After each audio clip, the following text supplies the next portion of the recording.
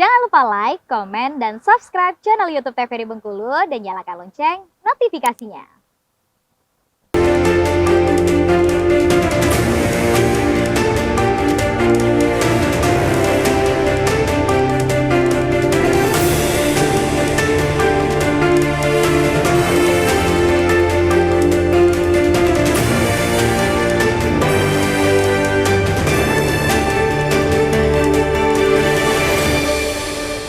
Baik pemirsa, selamat petang. Assalamualaikum warahmatullahi wabarakatuh. Salam jumpa. Jumpa kembali bersama saya Kara Fahmi kali ini di Berndo TVRI Bengkulu untuk edisi hari ini tentunya. Dan selama 1 jam ke depan kita akan berbincang di Berndo TVRI Bengkulu dengan tema kita sore hari ini pemirsa, netralitas ASN dalam pemilu. Untuk itu kita akan berbincang dengan dua orang narasumber saya sore hari ini. Yang pertama ada Ketua Bawaslu Provinsi Bengkulu, ada Bapak Fahamsyah, dan juga ada Kepala BKD Provinsi Bengkulu, ada Bapak Gunawan Suryadi. Kita sapa terlebih dahulu untuk kedua narasumber kita sore hari ini. Selamat sore untuk Bapak Fahamsyah. Sore Pak. Sore Mas. Sehat Pak? Alhamdulillah sehat. Sehat ya. Kemudian ada juga ada Bapak Kepala BKD Provinsi Bengkulu, ada Bapak Gunawan Suryadi. Selamat sore Bapak. Selamat sore Pak. Alhamdulillah. Nah, kita sore hari akan membahas mengenai yang namanya netralitas ASN dalam pemilu nih. Nah, berhubung di sini ada Kepala BKD Provinsi Bengkulu, kita akan langsung saja mungkin nanya terlebih dahulu sebelum ke Ketua Bawaslu Provinsi Bengkulu nih. Untuk Pak Gunawan Suryadi, ini kenapa ASN harus netral dalam pemilu, Pak? Apa alasannya? Ya, pertama ya terkait dengan apa dan mengapa ya ASN itu harus netral dalam pelaksanaan pemilu yang akan datang.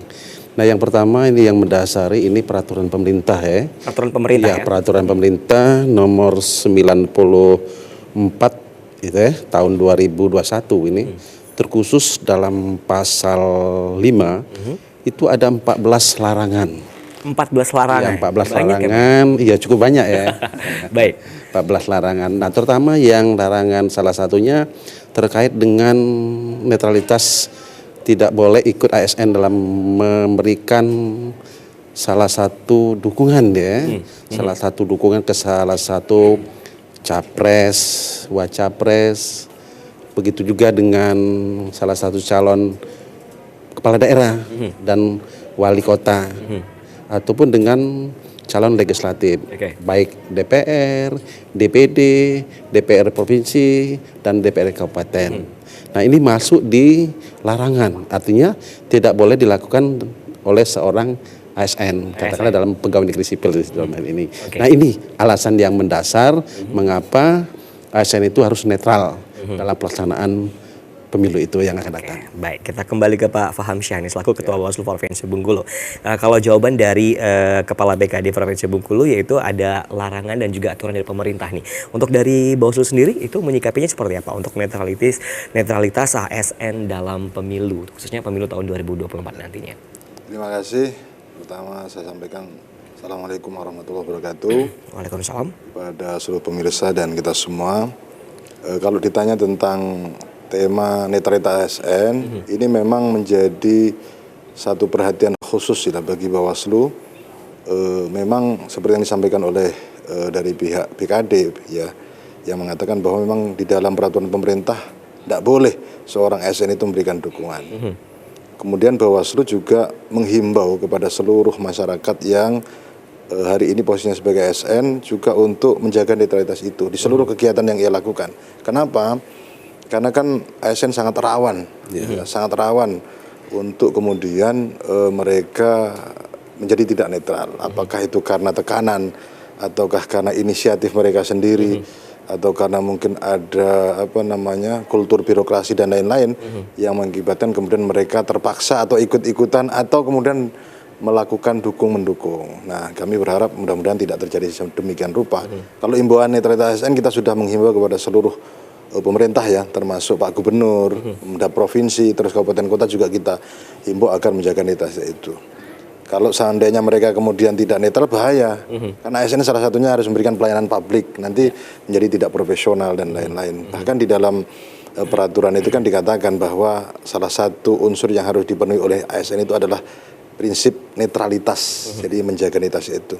sehingga kemudian pelayanan publik tetap terjaga, kemudian profesionalitas mereka juga tetap terjaga. Mungkin itu ya. Oke, baik. Nah, kalau seandainya nih Pak dari Kepala BKD Provinsi Bengkulu ada ASN tentunya yang melanggar larangan tersebut dalam menjaga netralitas ASN dalam pilkada ini nantinya, sanksi apa yang diberikan mungkin?